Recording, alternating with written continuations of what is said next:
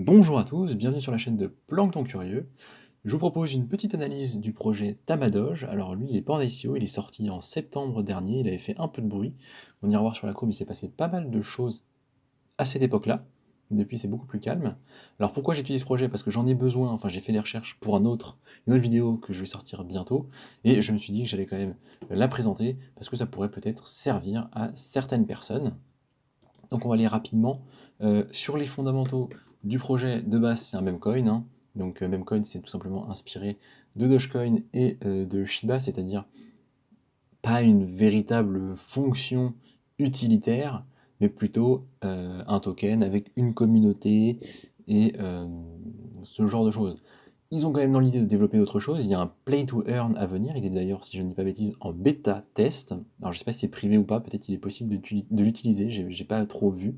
Mais ils sortent 2-3 chiffres de temps en temps sur leur Twitter. Il y a l'idée des NFT aussi. Donc il y a des Tamapets. Donc ça va un peu au-delà du simple memecoin, c'est-à-dire qu'ils ont sorti une gamme de NFT qui sont mintables, qui sont achetables, qui sont échangeables et qui sont utilisables dans leur play to earn.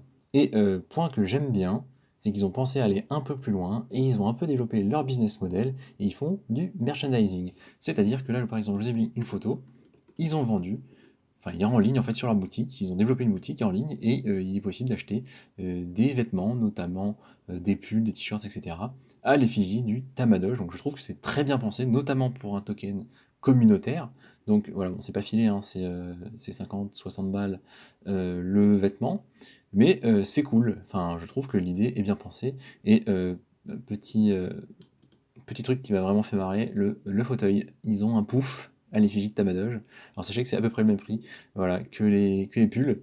Juste trop marrant. Bon, juste pour ça, je trouve que ça valait le coup de parler du projet, parce que au moins, ils ont cherché à aller plus loin. Ils sont pas juste barrés avec la caisse comme ont fait d'autres projets avec des shitcoins un peu pourris. Eux, ils essayent de développer quelque chose. On verra s'ils arrivent quelque part, mais en tout cas, ils essayent. Donc au niveau du marketing, c'était un poil agressif, surtout dans les articles, au début, depuis on entend très très très peu parler. C'est clairement beaucoup moins médiatisé depuis le listing. Par contre, ils ont quand même une activité sur leurs réseaux sociaux, notamment sur le Twitter, et ils ont une partie presse sur leur site, c'est assez intéressant, je trouve comme idée, c'est-à-dire que sur leur site, vous pouvez cliquer partie presse et vous avez accès aux derniers articles qui ont parlé du Tamadoge, les actus, etc. Donc ils font quelque chose, hein, vraiment, ils essayent, ils se donnent, donc c'est cool. Je dis pas que le fondat du projet est bon, hein, loin de là, mais en tout cas, il y a quelque chose qui est mis en place, donc peut-être que ça aura des résultats. Au niveau des réseaux sociaux, ils ont donc du coup sur Telegram 44-45 000 personnes, Twitter autour de 67 000, Instagram 18, Discord 21 et Reddit 2000. Donc on est sur une communauté qui est quand même grandissante, hein, quand même, pour un projet qui est aussi récent. C'est pas trop mal, je trouve que c'est plus que la plupart des projets que j'ai pu voir dans les récentes études, en tout cas au niveau des ICO. Donc ok. Point quand même sur la team, il n'y a pas de lien cliquable. Donc ça, vous savez, on aime bien quand même avoir accès directement au LinkedIn des personnes qui travaillent pour avoir un peu l'impression qu'on a affaire à quelqu'un de réel. Bon, s'il devait se barrer avec la caisse, je pense que ce serait déjà fait. Et il y a eu des vidéos avec du coup des périodes de Ask Me Anything avec le CEO, donc on sait qui c'est, on l'a vu en vrai. Donc on va dire que c'est acceptable. Maintenant, au niveau du token, qui est donc le TAMA, qu'est-ce qu'on a comme information? Déjà, il est ERC20. Bon. Il y a une supply max prévue de 2 milliards de tokens. Sachez qu'il n'y a pas de taxe sur les transactions au niveau du token, en tout cas sur leur marketplace, donc ça c'est cool. Il y a un burn de 5% quand on fait des achats, donc quand vous achetez euh, des NFT notamment, vous avez un burn de 5%, donc ça c'est plutôt bien, parce que c'est-à-dire qu'au fil du temps, il y en aura de moins en moins, en supposant qu'ils arrivent à vendre régulièrement des NFT. Au niveau de l'émission, ils ont émis 50% dès le début. Donc c'est pour ça aussi qu'il y a eu un dump, hein, c'est qu'il y a eu beaucoup, beaucoup de tokens émis. Mais il y en a encore 50% à émettre. Donc vous voyez, c'est un peu lourd. Sachant que là, entre-temps, ils ont émis 1%. On est à 51% émis de la supply. Donc il y en a pour un moment. Globalement, c'est les chiffres que je vous ai répartis là. Ce qu'ils nous disent tout de même, c'est que, pour préciser du coup l'émission, on a eu 50% là.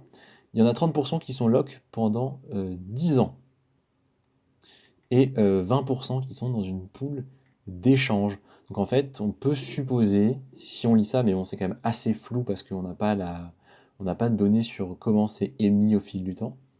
euh, on peut supposer qu'il ne devrait plus y avoir trop de pression vendeuse de pression vendeuse mécanique du fait de la création de tokens. Donc ça, c'est bien, en tout cas à moyen terme. A priori, la problématique devrait plus trop être ici. C'est ce que je comprends. Ce serait pas mal d'en avoir la certitude, mais vous voyez, c'est quand même pas hyper détaillé au niveau des informations qu'on a. Sinon, à quoi sert le token? Déjà à acheter des NFT, je n'ai pas vu de stacking, et potentiellement au play to earn. J'ai pas vu non plus de DAO, donc bah en fait le seul problème aussi, hein, c'est que le token ne sert pour le moment pas à grand chose, il n'est pas super utile à part à soutenir le projet en l'achetant quoi, mais à part acheter des NFT, et on est un peu mou. Donc attendons de voir, sûrement en play to earn il y aura une utilité, en tout cas j'espère, et sinon il faudrait qu'ils mettent du stacking, de la gouvernance pour attirer plus les gens. En plus on est sur un token communautaire, donc ça paraît logique que la communauté puisse voter, donc je m'attends à ce qu'ils implémentent une DAO un jour ou l'autre. Au niveau de la roadmap, du coup on a eu le launch comme on l'a dit ici en Q3, donc c'était en septembre. Là, il y a eu le listing en Q4, du coup, du listing, oui, le listing sur les sexes, mais surtout le, le pet store, donc les achats de NFT. Après les giveaways, etc., on s'en fiche. A priori, plus de listing et plus de giveaway, donc d'airdrop, ça nous intéresse pas trop. Il y a une notion de métaverse qui va venir, mais franchement, pour le moment, pour moi, ça ne veut pas dire grand-chose, donc on verra. Là, toujours du listing. Et donc là, on nous parle en Q3, donc vous voyez, plus ou moins autour de septembre, peut-être pour l'anniversaire du Tamadoge, une collection arcade. Donc ça, on verra bien ce que ça veut dire. Des rewards physiques, donc ça, on peut s'attendre à ce que ce soit des t-shirts, sûrement du merch, quoi, des goodies à l'effigie de Tamadoge, j'imagine. Donc c'est cool, mais voilà, c'est pas incroyable. Et il y aurait quelque chose en réalité augmentée. Alors là, on verra bien. Ce serait pour la fin d'année. Donc écoutez, on verra. J'ai pas vu le lancement du Play to Earn. Ah, si le leaderboard, il dit ouais, bah écoutez, pour on n'y est pas, on est en bêta. Bon, on verra bien. Je vois pas la date exacte du lancement du Play to Earn. Donc on verra comment ça se passe. Bon, ça devrait arriver plus ou moins prochainement. Si le jeu est en bêta, je pense qu'il y a de quoi être rassuré sur ce point-là, si c'est celui qui nous intéresse. Donc, en conclusion, il y a le jeu qui est en bêta, c'est quand même une bonne nouvelle. Théoriquement, on ne devrait pas avoir trop d'inflation au vu de la tokenomics, donc ça c'est un très bon point. Si on a touché les plus bas, potentiellement peut-être qu'on peut remonter, surtout s'il y a du burn. Et globalement, je trouve que le merc c'est une bonne idée, j'aime bien, moi je trouve que c'est pas mal. Peu de valeur ajoutée du token, par contre ça on n'aime pas, peu utile. Marketing, bon marketing je dirais rien, c'était il y a un moment, il y a d'autres projets qui l'ont fait, c'était pas foufou, mais on en entend plus trop parler, c'est plus trop d'actualité, donc je dirais rien sur ce point-là, même s'il y a sûrement des réalités. Et bon, le monde des Metcoins, j'avais pas vu, mais c'est assez vaste, hein, donc en fait, il faut quand même qu'il aille se battre contre tout ça.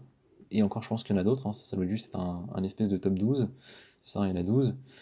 Bon bah voilà, hein, il y en a plein, hein, le Kitu, le Monsta, etc. Donc d'autres Memecoins qui essaient de percer, il y en a. Il va falloir se bouger un petit peu. Donc pourquoi acheter en fait bah, je sais pas trop. Et pourquoi en acheter? Éventuellement parce qu'on estime avoir touché un plus bas, mais il n'y a rien qui garantit. Bon, on va aller voir les news, apparemment ils nous préparent des choses. Donc au niveau de la courbe, bon, ça vend pas du rêve, hein, au moins ça va pump avant de descendre, hein, parce que pour le moment les ICO qu'on voit, elles pump même plus. Donc c'est un peu décevant. Euh, Plus bas atteint ici, semaine du 5 décembre, autour de 12 dollars. Et on est remonté, et là on est dans un espèce de range entre les 13 et les 16. Donc voilà, on est en mid-range, peut-être qu'on va aller en haut, peut-être qu'on va redescendre. Difficile à dire, honnêtement, pas grand chose à dire au niveau de l'analyse, on n'a pas assez de données pour faire des analyses, quelles qu'elles soient, en termes d'indicateurs techniques. Donc peut-être qu'on va rentrer là-dedans, peut-être qu'on va repump, franchement, j'en sais rien, je vois pas trop de raisons, mais on est quand même sur une courbe positive là. Donc écoutez, c'est bien. Au moins, il a suivi la hausse des autres cryptos, ce qui n'est pas le cas de certaines ICO qui ont eu lieu plus récemment. Donc à voir à long terme, hein. Peut-être que ça va juste rendre, puis remonter, ou pas. En tout cas, il va se passer des choses. S'ils arrivent à trouver une utilité sur le token, eh bien écoutez, ça donnera peut-être quelque chose.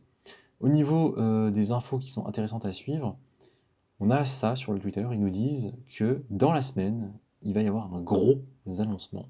Donc écoutez, nous verrons bien, on peut supposer que c'est en lien avec le Play to Earn, espérons qu'ils aient trouvé des façons d'utiliser les tokens, que ça attire du monde, ce serait vachement bien. Et sinon, dans cette image-là m'a fait rire, parce qu'ils ont marqué Rise and Shine, alors que bon, non. Le Rise, il fait pas trop plaisir, quoi. Là, il est plutôt en train de tomber, il est plutôt fail, là. Donc voilà, est-ce que je conseille d'acheter du Tamaloge? Pas du tout.